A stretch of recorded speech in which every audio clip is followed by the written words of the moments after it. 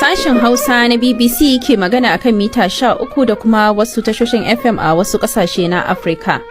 Masu saurare Umaima Sani Abdulmumin ke fatan kun wuni lafiya a cikin shirinmu na karfe 3 daidai agogon Najeriya da Nijar, 2 daidai agogon GMT da Ghana. To a cikin shirin za a ji an sake shiga damuwa bayan tabbatar da mutum guda ko mutum na farko da ya kamu da cutar Ebola a lardin South Kivu da ke gabashin Congo. Ƙasashe fiye da 20 sun cacaki Isra'ila kan bidiyon da ministan tsaronta ya wallafa da ke nuna yadda ake gallazawa wasu 'yan fafutuka da ke hanyar kai agaji Gaza.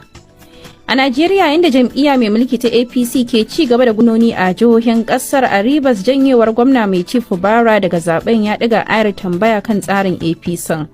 Matakin da gwamna Fubara ya dauka bai zo ma kowa da mamaki ba, haka kuma ganin yadda zaɓuɓɓukan suke tafiya a wasu jihohi ya nuna cewa abun kawai sai yadda ya kasance. A jamhuriyar Nijar yau ake kammala taron ƙwararru daga ƙasashen AES Sahel wanda ya mayar da hankali kan kwance ɗamarar ƙungiyoyin 'yan bindiga a yankunansu. Nijar tana da ƙwarewan da za ta ɗauki wannan abun har ma ta jagoranci wannan aikin. In kun duba ƙasar Nijar, ai ba a harkan ta'addanci na Boko Haram kaɗai bane ba Nijar ta fuskanci abun da ya shafi yaƙi da makami. An yi tawaye a yankin Agadez, kuma duka ƙarshen su ɗin zuwa ne aka zauna aka sulhu.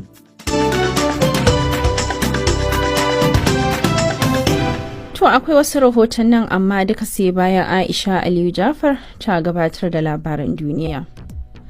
An tabbatar da mutum na farko da ya kamu da cutar Ebola a lardin South Kivu da ke gabashin jamhuriyar demokradiyyar Congo wanda ke karkashin ikon 'yan tawaye.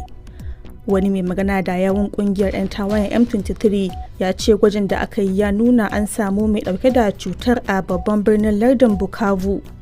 Mutumin mai shekara 28 ɗan asalin Kisangani ne, ya kuma mutu ne kafin a tabbatar da rashin lafiyar da yake fama da. An so ma nuna damuwa kan yadda ake ganin matsalar tsaron yankin za ta iya zama cikas ga aikin ma'aikatan lafiya na gaggawa da kuma abin da kungiyar mai dauke da makamai za ta yi a yayin da cutar ta barke.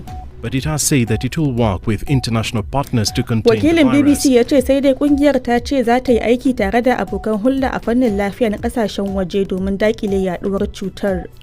Hukumomi sun ce zuwa yanzu mutum 159 sun mutu cikin mutum fiye da 600 da ake zargi sun kamu da cutar.